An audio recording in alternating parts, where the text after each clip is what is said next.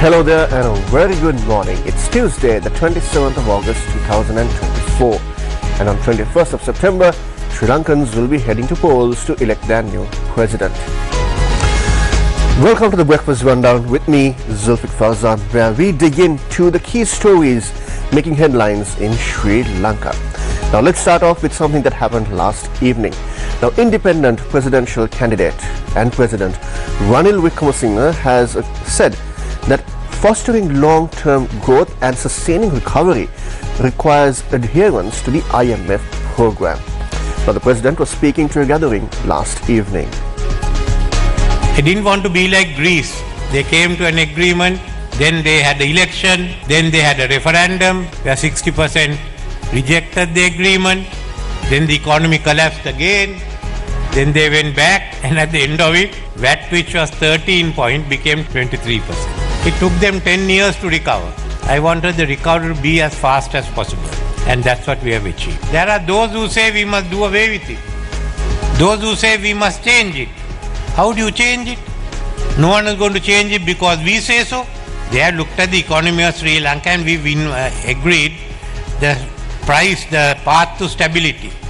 What should be done? In return, we have been given relief. I think if you look at the discussions, when you take the interest relief alone, it's about $10 billion. And it's stretched till 2042, giving us time to readjust ourselves. So all of them must agree. This is not a question of some people saying talking to the IMF. We have already passed the four main laws that are required. The Public Debt Management Act, the Public Finance Act, the Central Bank Act, and the Economic Transformation Act. Now, for the first time, policy is put down as a law. So you can't change it just because the minister changes or the president changes or the prime minister changes. You can't change it. You must go before parliament. And the basic principles are laid down there. So this is where we start. Now, Dr. Nandalal Veerasinghe is the country's central bank governor. Now, he has reaffirmed that the bank's accommodative monetary policy stance aligns with the current inflationary pressures. Now, according to Dr. Nandalal Veerasinghe, inflation is projected to remain well below the target of 5% until the first quarter of 2025, before stabilizing around the target level later on in the year. The central bank's monetary policy stance continues to be accommodative, aligning with softened inflationary pressures. As per the current projections, based on available information at present, the inflation is expected to be well below the target of 5% until first quarter of 2025, before stabilizing around the targeted level later in 2025. Though it is technically inflation target missed on the lower bound, which is 3%, the economy could benefit from this extended period of low inflation, as it is coming out of the deepest crisis after recording historic level of inflation. The low inflation environment has been providing comfort and stability to both livelihoods and business activity, contributing to a continued rebound in domestic economic activity, as we have seen so far. This favorable environment has alleviated a significant bottleneck previously faced by various economic sectors for them to conduct smooth businesses. Improved fiscal performance under consolidation efforts and turnaround in financial performance of key state-owned business enterprises have enabled the banking sector to reduce its exposure to the government sector and allocate the freed up resources for lending to the private sector. Under the current low interest rate environment, we observed a gradual pickup in private sector credit in the recent period, and going forward, we expect there would be a notable expansion in lending to productive sectors, particularly those focused on exports, as well as to small and medium enterprises, which have long been the backbone of the economy. I wish to emphasize that the enactment of Central Bank of Sri Lanka Act in September 2023 was a milestone achievement, enabling the formal recognition of flexible inflation targeting as the central bank's monetary policy framework, complemented by flexible exchange rate policy. Now, when Sri Lanka went into default on servicing its external debt, many allegations are raised with regard to the IMF program. Now, one such allegation was that can Sri Lanka meet the commitments of the IMF program without compromising its national assets? Now, an allegation was raised that assets were being sold as part of the IMF agreement.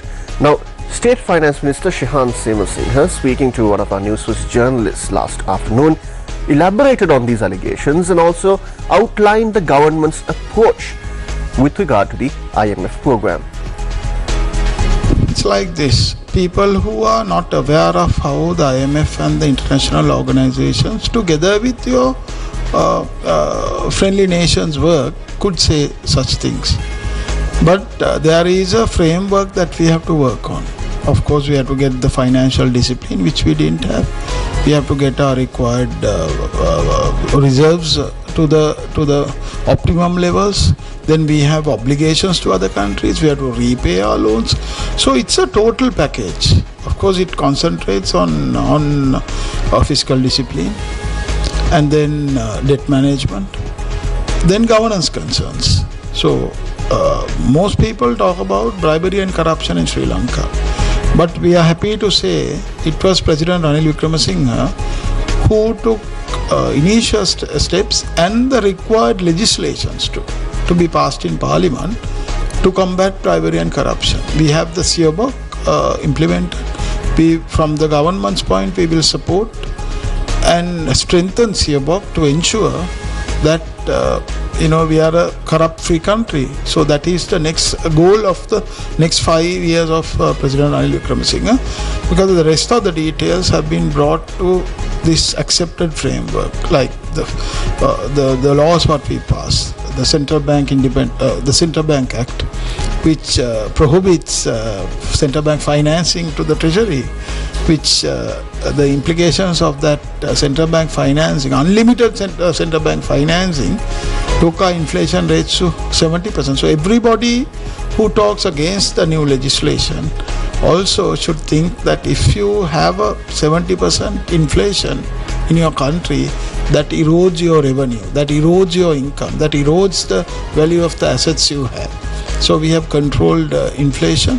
And then some of the other key legislations were the fiscal policy, which was introduced recently, and then the Debt Management Office Act, then the Parliamentary Budget Office, and of course to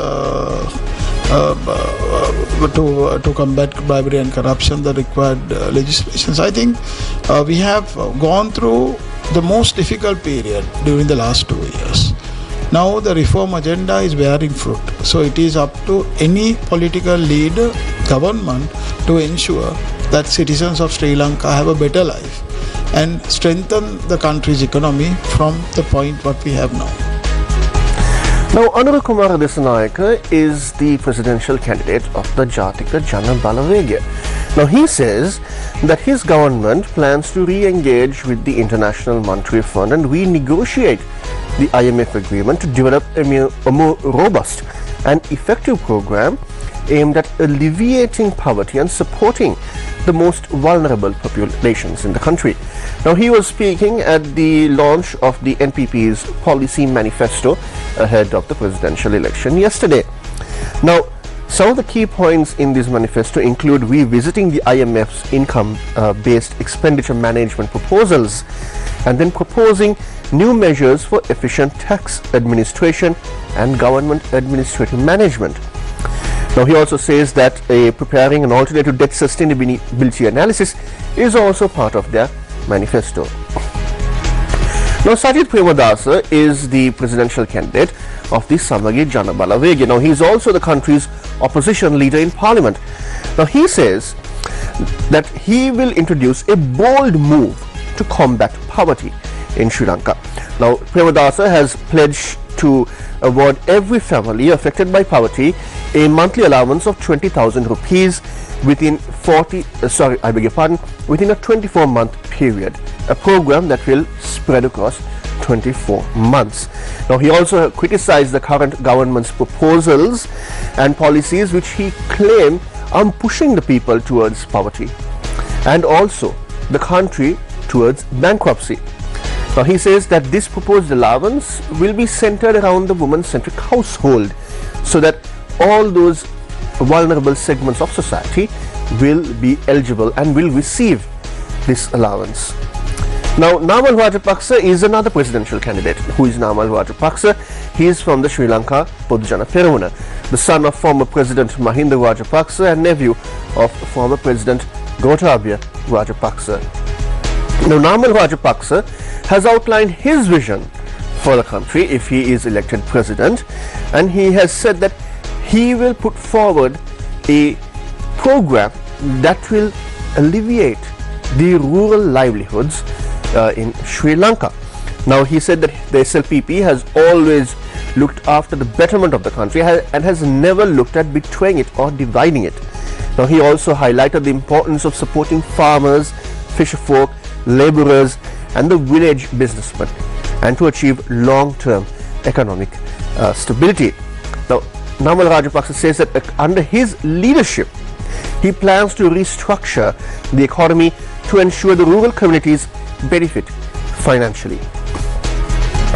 Now, as we head into the elections on the 21st of September this year, various allegations are being raised, and one such allegation was with regard to the tax areas in Sri Lanka. How much was collected in taxes? How much was on default? Now, officials from various departments met at the Presidential Media Center to elaborate on these allegations and provide clarification to the media.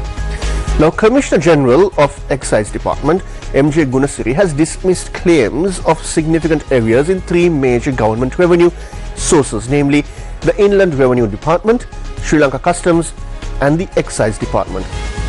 He dismissed these allegations as myths. Now, speaking at a press briefing, he clarified that the outstanding tax amount for these three institutions is only around 90 billion Sri Lankan rupees. Now, he also noted that it is typical for any country to have 3 to 5% of its total tax revenue as outstanding taxes. Now, Commissioner General Gunasiri further highlighted that these three institutions achieved record revenue in 2023, surpassing 3 trillion Sri Lankan rupees. Now, the Election Commission has said that around 225,000 government officials will be deployed for election-related duties for the upcoming presidential election. Now, Commissioner General of Elections Saman Sriratnayaka said that the selection process will be done in phases. He said that government officials will be selected based on an application process and their respective qualifications to ensure that they are suitable to be engaging in the election process. Now, also the Election Commission has announced that the secure packets containing the postal voting ballots will be distributed to their final destinations by today. Now, Chairman of the Election Commission RMA Ratnayaka told Newsfirst that the distribution will take place amidst strong and stringent security measures. Now, these secure packages were handed over to the Department of Post yesterday. Now, this year alone, a total of 712,319 government sector employees are eligible to exercise their franchise via postal vote. Now, during any election, it is common practice to have election observers. Now, Nacho Sanchez Amor, the chief observer of the EU Election Observation Mission to Sri Lanka, called on Foreign Minister Ali Sabri yesterday at the Foreign Ministry. Now, following an invitation by the Election Commission of Sri Lanka, the EU decided to dispatch a team of observers to Sri Lanka to observe the presidential election process later this year. Now, this team from the EU comprises of a chief observer, a deputy observer and several other officials who will be in Sri Lanka in phases. Now, they will remain in the country until the conclusion of the election process. Now, at the same time, the entire Colombo port is full of activity. Why? Because Navy ships from two powerhouses are at the port of Colombo, starting up with Indian naval ship INS Mumbai arrived at the port of Colombo last morning. Now this is a 163-meter long destroyer and manned by a crew of 410. Now during the ship's stay, the crew will take part in various activities with their Sri Lankan counterparts.